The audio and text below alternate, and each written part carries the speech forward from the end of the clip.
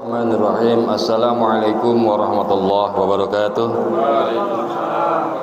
Bismillah walhamdulillah wassalatu wassalamu ala rasulillah Sayyidina Muhammad bin Abdillah wa ala alihi wa sahbihi wa mawalah wa la hawla wa la quwwata illa billah. Faqad qala Allah Ta'ala fi kitabihil karim, a'udzu billahi minasyaitonir rajim, wa in ta'uddu ni'matallahi la tuhsuha. Sadaqallahul azim wa ballagha rasuluhun nabiyul habibul karim wa nahnu ala zalika minasy syahidin wasyakirin walhamdulillahi rabbil alamin. Bapak-bapak, ibu-ibu jemaah tarawih Majelis As-Safa yang insyaallah dimuliakan Allah, kita tidak terasa sudah masuk malam berapa? 18 ya. 18 malam berarti 17 hari puasa. Semoga ibadah puasa kita diterima oleh Allah Subhanahu wa Ta'ala. Semoga Allah ampuni dosa-dosa kita. Semoga Allah ampuni dosa-dosa orang tua kita. Semoga Allah mudahkan segala urusan kita. Semoga Allah panjangkan umur kita. Semoga Allah jadikan ini Ramadan bukan Ramadan yang terakhir buat kita. Kita masih ingin menghirup udara di Ramadan selanjutnya. Amin ya rabbal alamin. Ibu-ibu, bapak-bapak sekalian yang mulia, yang dirahmati Allah,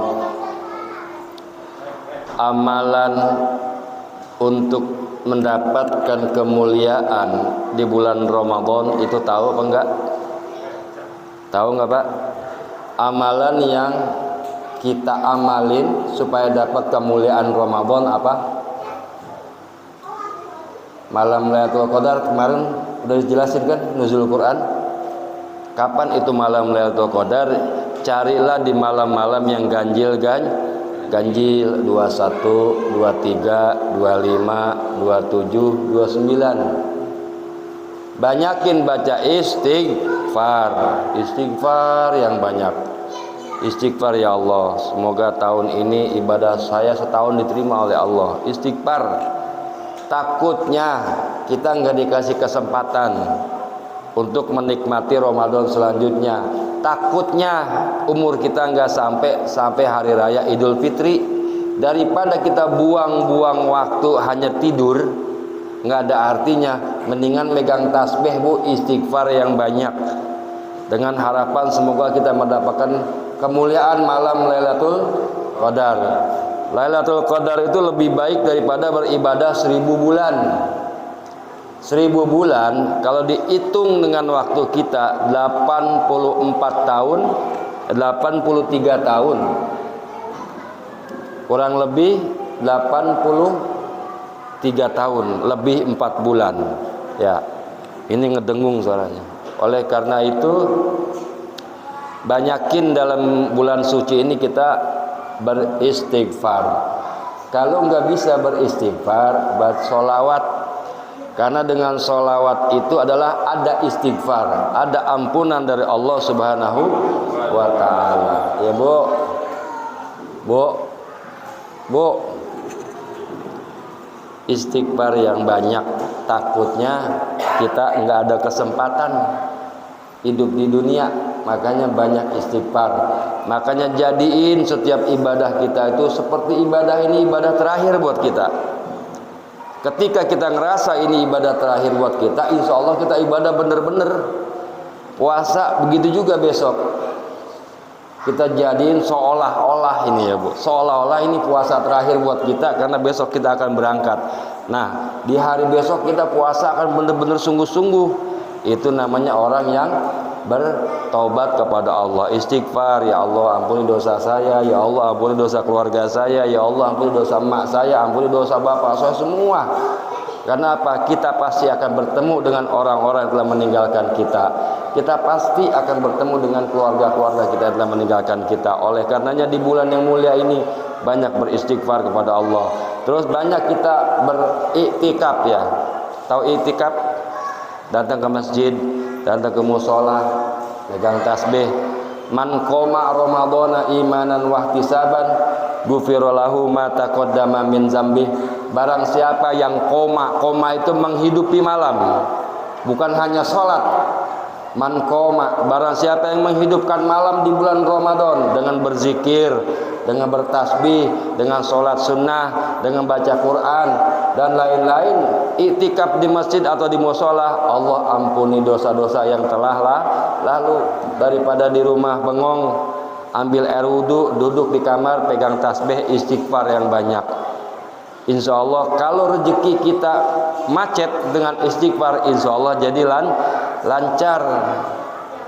Wa min kulli daikin, di setiap kesulitan Allah kasih kemudahan buat orang yang banyak baca istighfar. Kenapa kita susah? Kenapa kita selalu hidup merasa kekurangan? Karena kita jauh berzikir kepada Allah, karena kita tidak pernah berzikir kepada Allah. Allah mengatakan di Al-Quran, wa in ta'ud wa man a'rada an zikri, dan barang siapa yang berpaling menjauh untuk berzikir kepada saya, fa inna lahu ma'isatan donka, maka sesungguhnya orang tersebut akan hidupnya selalu sulit. Kemanapun dia pindah akan selalu sulit. Kenapa? Dia tidak pernah berzikir kepada Allah. Itu Allah yang bicara di Al-Quran. Makanya berzikir dalam rangka menghilangkan segala kesulitan-kesulitan kita. Ya Bu, apapun zikirnya, entah istighfar, entah sholawat, entah subhanallah, entah yang lainnya yang Ibu bisa lah. Itu istighfar dalam rangka kita mencari kemuliaan di bulan Ramadan. Semoga kita ketemu yang namanya malam Lailatul Qadar. Gimana caranya zikirnya Ustaz? Apakah habis tarawih sampai pagi? Bagusnya gitu. Habis tarawih daripada nonton TV, megang tasbih, gelar sejadah di rumah. Di malam-malam ganjil nanti 19 besok ya. 19, 21, 23, 25, 27, 29. Karena Nabi setiap 10 akhir di bulan Ramadan enggak tidur, selalu iktikaf, selalu berzikir menunggu datangnya malam Lailatul Qadar. Kira-kira bisa itu Pak? Bisa enggak? Jangan nongkrong di pos ronda. Ya, mau nyari malam Lailatul Qadar di pos ronda enggak boleh. Itu bukan nyari ke Qadar, nyari kopi. Ya, ketika kita bermuhasabah, muhasabah itu menghisab diri kita, menghitung diri kita. Seberapa banyak dosa yang sudah kita perbuat pada hari ini, seberapa banyak dosa yang kita lakukan pada bulan lalu, minggu lalu, tahun lalu. Kita muhasabah, kita ukur, kita timbang, kita hitung amal kita. Hasibu anfusakum qabla an tuhasabu. Hisablah semua amal kalian sebelum kalian nanti dihisab.